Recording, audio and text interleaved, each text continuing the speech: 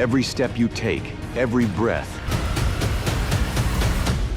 In the Squid Game Season 3 trailer, there were hints, small details that most people missed, but once you notice them, they change everything. Because nothing in Squid Game happens by accident. We've seen this before. Remember Ali? The way he saved Gi-hun from falling in the first game?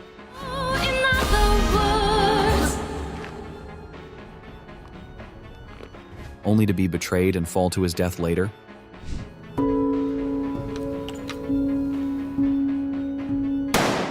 Or Sang-woo, sitting in a bathtub at home, looking lifeless, foreshadowing the exact way he would die at the end.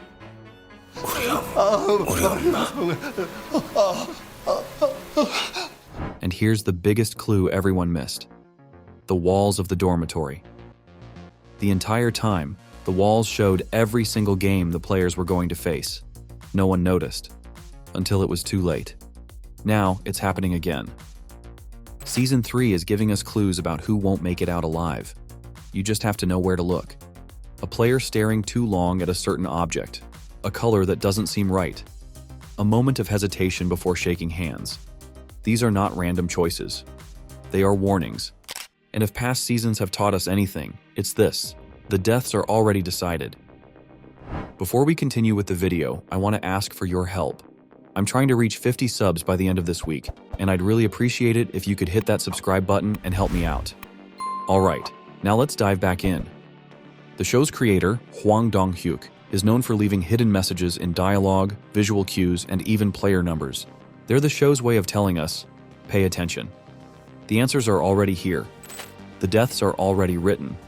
The fates are sealed. We just haven't connected the dots yet. Now, fast forward to Season 3. If this pattern holds true, then clues have already been placed to tell us exactly which characters won't make it. But what should we be looking for? Color patterns and symbols. The show has used colors before to differentiate fates. Player numbers. Could they once again hint at eliminations? The childhood games themselves. They have foreshadowed character deaths before. The VIPs. Could they secretly decide who lives or dies? Before we dive into these clues, I need to warn you. If these theories turn out to be true, some of your favorite characters won't make it to the end of Season 3. Let's break it all down, starting with one of the most overlooked but deadly clues. The colors and symbols theory. Color has always played a critical role in Squid Game, but most viewers only noticed the obvious ones, like the green tracksuits for the players and the red uniforms for the guards. But what if I told you that colors and symbols might reveal who dies in Season 3? If we look back at previous seasons, color has been a major storytelling device. When Gi-hun played Dokji against the recruiter, he was given the choice between a blue card and a red card. Many fans believe that the choice of color determined his fate. Picking blue made him a player, while red could have turned him into a guard. If the same logic is applied to Season 3, could new colors foreshadow different roles, or even death? Many of the most brutal deaths in Squid Game have involved red lighting, red props, or red symbolism. The tug-of-war bridge had a red backdrop.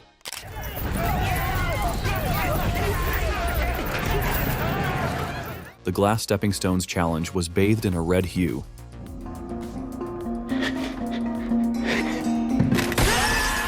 And the final showdown between Gi-hun and Sang-woo took place under red rain.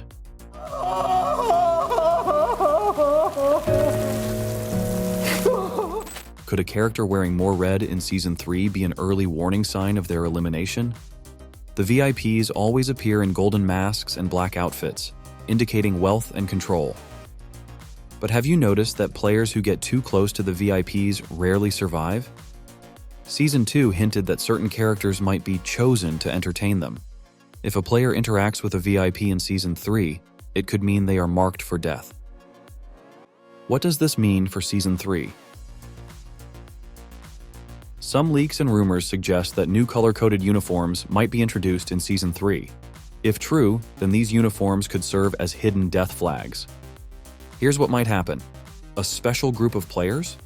A rumor suggests that Season 3 may introduce a team of elite players wearing different colors. This could mean they are either targeted for VIP entertainment or have a more dangerous role in the games. More red symbolism? If we notice certain players wearing red accessories, red markings, or are placed in red-lit environments, they could be at risk of early elimination. Does a new color mean a new role? If a character is seen wearing gold accents or is dressed in black, could it indicate that they're secretly working for the game's masterminds?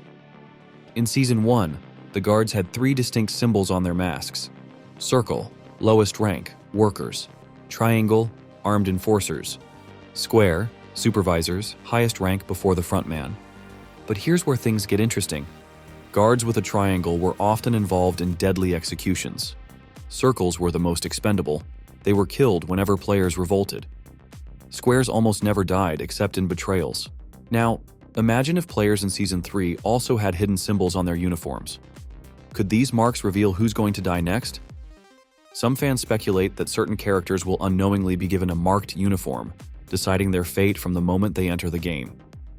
What if, instead of only predicting death, colors hint at who will win? In Season 1, Gi-hun's outfit was darker green than most, subtly setting him apart. If Season 3 introduces a new final survivor, we might notice that their uniform is slightly different from the rest. If this pattern holds, watching for color variations early on could reveal who is likely to survive. But color is just one of many hidden clues left for us. Up next, we explore another major pattern that could determine who gets eliminated: the player number theory. Numbers have always played a huge role in Squid Game. From the very first season, player numbers weren't assigned randomly. They had hidden meanings. But what if these numbers also predicted who would die? Let's break it down. If we look back at Season 1, the player numbers actually hinted at survival chances. Player 001, Oh Il-nam, the oldest player, but also the secret mastermind behind the games. His number signified his control. He was never truly in danger. Player 456, Gi-hun, the last number in the game, which symbolized hope and survival. He barely won, proving that higher numbers might mean better survival odds. Player 101, Deok-su. His number contains a double 1, often linked to aggression and leadership, but in Squid Game, it marked him as a doomed antagonist. Player 218, Sang-woo. The middle number suggested a struggle between survival and morality, fitting his story arc perfectly. Player 067, Se-byok. A number associated with uncertainty and betrayal, which foreshadowed her tragic death just before the final game. If Squid Game follows the same logic, certain player numbers could mean early eliminations. Based on past patterns, here's what we might expect. Single-digit numbers, 001 to 009, high-risk or important figures like masterminds or VIP favorites. Numbers below 100 tend to be strong players, but also more likely to be eliminated in dramatic ways. Numbers between 200 to 300 could represent morally conflicted characters who make it far but ultimately fall before the final. Numbers over 400, higher survival odds, possibly hinting at the final winner. If we see returning characters in Season 3, their new player numbers could be their death flags. Another theory suggests that players die in order based on their numbers. In Season 1, some of the first eliminations were low-numbered players, while higher-numbered players lasted longer. If this pattern repeats, looking at the first few players eliminated in Season 3 could tell us who is next. Here's a breakdown of a possible pattern. Players under 050, early eliminations. Players around 101 to 250, mid-game eliminations. Players 300-456, final competitors. If Season 3 introduces a player 500 or higher, they could be the winner.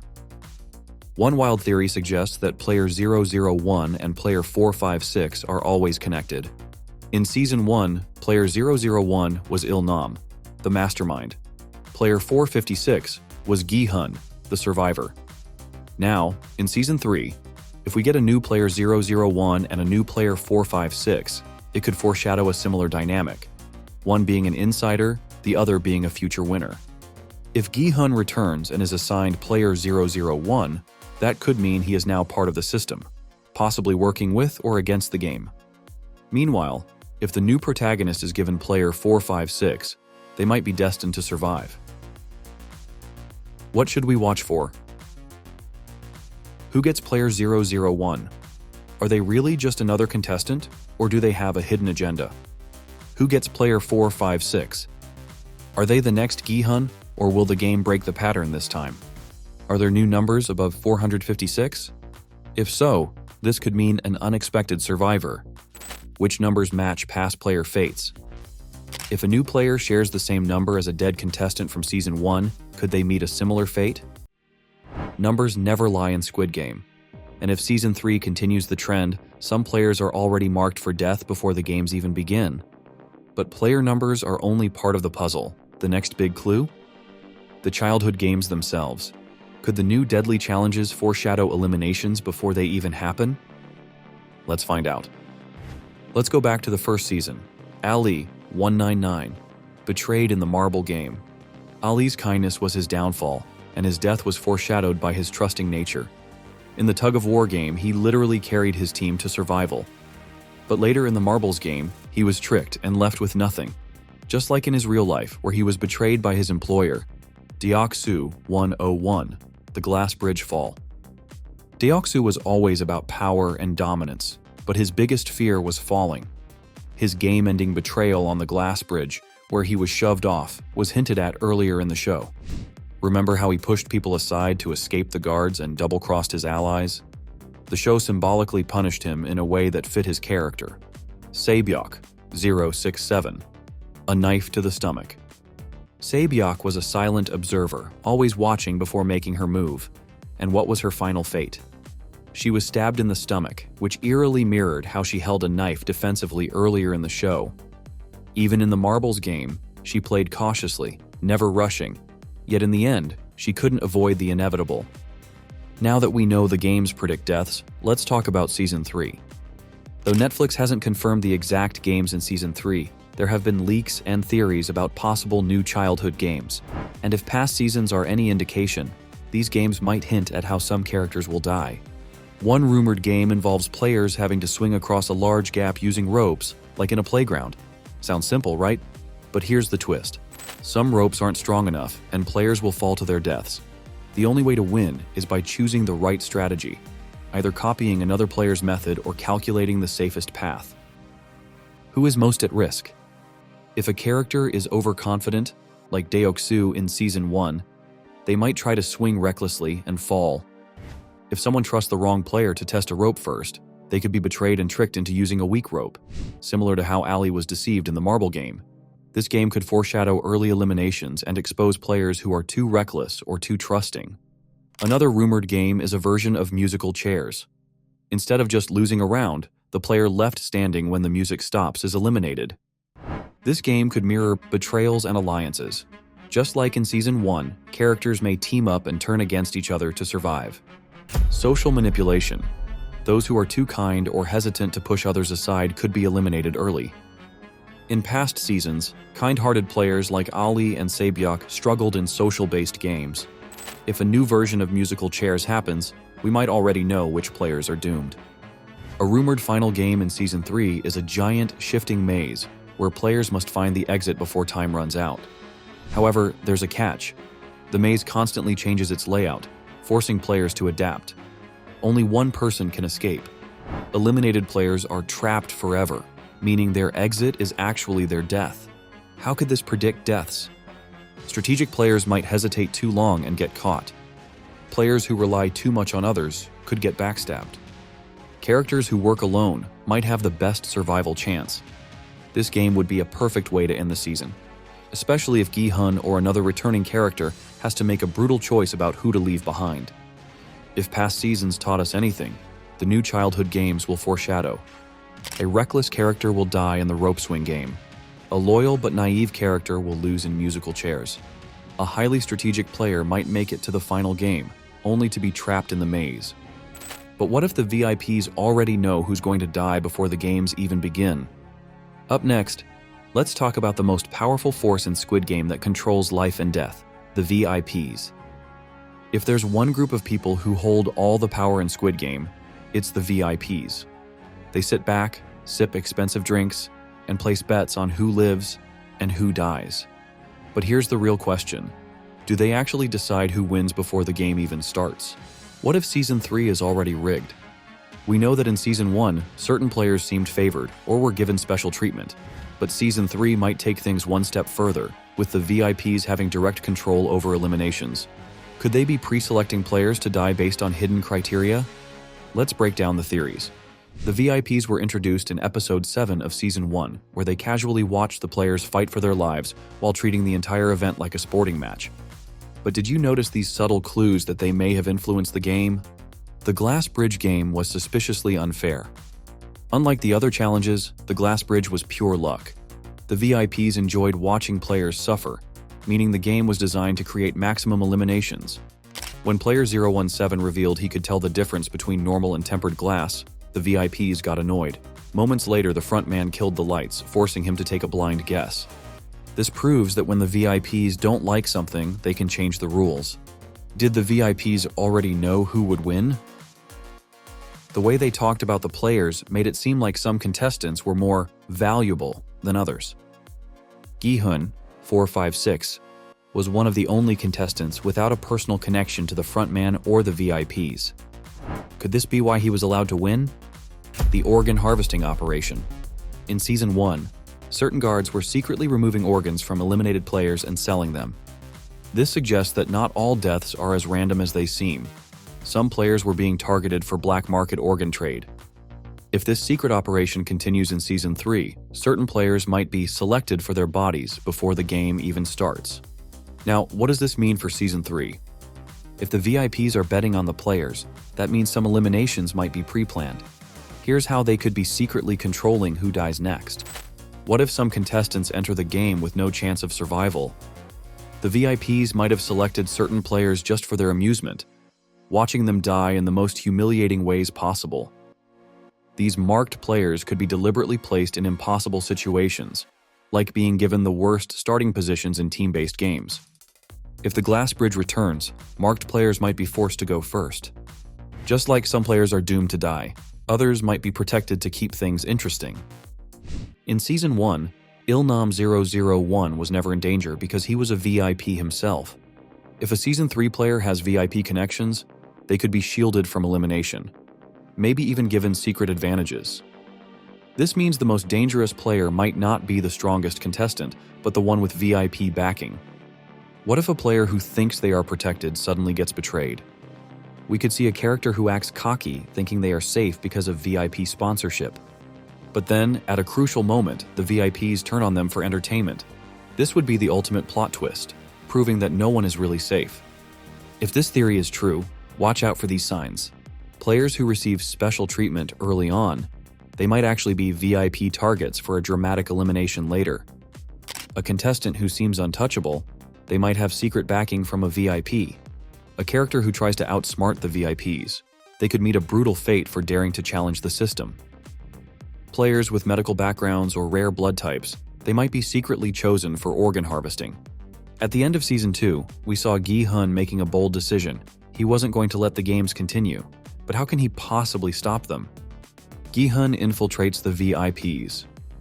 If he pretends to be a rich gambler, he could gain access to their secrets. He might expose how the game is rigged, making Season 3 not just about survival, but about taking down the system from within. If Gi-hun does this, then Season 3's final game won't just be about winning. It will be about revenge. But before we get to the final, there's still one more group of people we need to analyze. The returning characters. In Season 3, we need to pay close attention to what characters say, because the show's creator, Hwang Dong-hyuk, loves hiding clues in plain sight. Some of the biggest deaths in Season 1 were literally spoken into existence. First, Ali, 199. You saved me. I will never forget this. Ali said this to Gi-hun after saving him during red light, green light. But guess what? Later, when it was Ali's turn to need help, he was betrayed by Sang-woo. His words, about never forgetting Gi-hun's kindness, were ironic because he was the one who was forgotten. 2. Deok-soo, 101. If anyone betrays me, I'll kill them. Deok-soo said this multiple times, proving he had zero loyalty to his allies. In a cruel twist, he didn't get to kill his betrayer. Instead, Minyo betrayed him, throwing him off the glass bridge. His death mirrored his own threats, proving Squid Game's dialogue is never random. 3. Sabiok, 067. People like us don't make it out. Sabiok said this when talking about escaping Korea with her brother. Sadly, her words became a self-fulfilling prophecy. She almost made it, but in the end, she didn't survive. 4. Sang-woo, 218. We came this far together. Let's finish it properly. Sang-woo said this to Gi-hun in the final game, right before he took his own life. His words were a disguised farewell. Lesson? If a character says something that sounds like foreshadowing, it probably is. What to listen for in Season 3? If Squid Game continues its pattern, watch out for these types of lines in Season 3. I promise I'll get out of here. If a contestant repeatedly talks about survival, they're probably going to die. This is my last chance. Any character who says this game is their only hope is likely not making it out. We have to stick together. In Squid Game, alliances always break apart, so anyone who relies too much on others is doomed. I know something they don't. If a character figures out a secret, they'll probably be eliminated before they can expose it. I'll do whatever it takes to win. Characters with this mindset often go too far and face brutal karma. So, when Season 3 drops, listen closely, because someone's final words might already be written. But how much of this is intentional foreshadowing by the show's creator? That brings us to our next major clue, the creator's past hints. Hwang Dong-hyuk, the mastermind behind Squid Game, has left plenty of hints about where the story is going. From interviews to behind-the-scenes clues, let's break down what he said, and how it might predict who survives and who dies in Season 3. 1. Squid Game was always meant to be a trilogy. This means Season 3 might not be the final season. If that's the case, then Gi-hun might survive, but other characters won't. 2. Gi-hun is going to be very different in Season 3. Could this mean he's becoming the new frontman? If so, this completely changes his survival chances. 3. The Squid Games happen all over the world. This suggests that Season 3 might introduce international contestants. Could there be a new main character from a different country? 4. There's more to the frontman's story. This hints that Jun-ho's brother, the frontman, will play a huge role in Season 3. If he's getting a deeper backstory, he might either redeem himself or face his downfall. So, based on the creator's own words, Season 3 will be bigger, darker, and deadlier than ever. Now, with all these clues put together, let's reach our final predictions. Based on everything we've analyzed, here are the most likely eliminations in Season 3. Gi-hun, 50-50 chance. If Season 3 is the final season, he might die taking down the VIPs. If Season 4 is coming, he might survive and become the new mastermind. Jun-ho, 70% chance of death. If he returns, he's either exposing the games or dying trying. The frontman, 80% chance of death. His villain arc needs closure, either through redemption or a brutal elimination. VIP's favorite player, 90% chance of death. If a player gets too close to the VIPs, they're probably a target. Betrayal victim, 100% chance of death. Someone is going to trust the wrong person, and that person is not making it.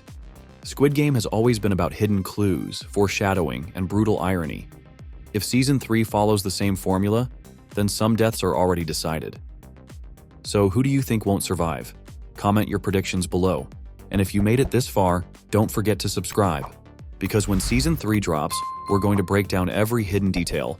Until then, watch your back.